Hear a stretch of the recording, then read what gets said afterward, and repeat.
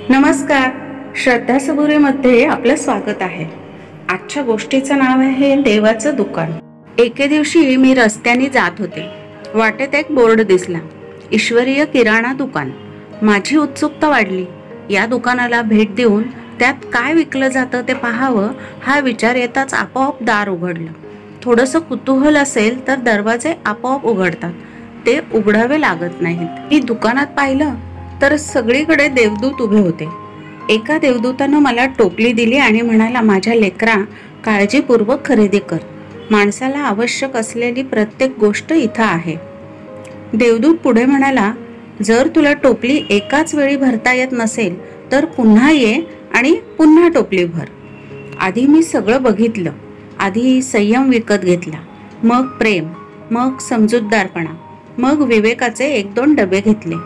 पुढे जाऊन विश्वासाचे 2-3 डबे उचलले. माझी टोपली भरत राहिली. पुढे गेले, पावित्र्य दिसलं. विचार केला, हे कसं सोडू? तेवढ्यात शक्तीची पाटी दिसली.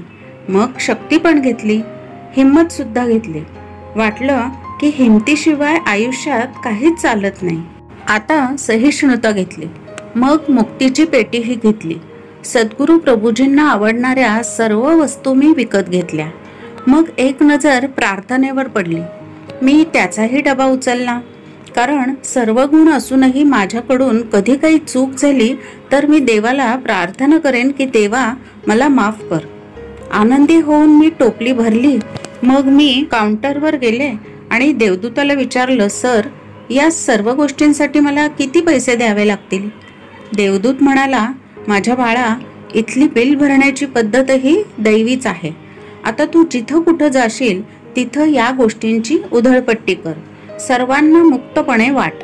या गोष्टीचं बिल असंच भरलं जातं. या दुकानात क्वचितच कोणी प्रवेश करतो.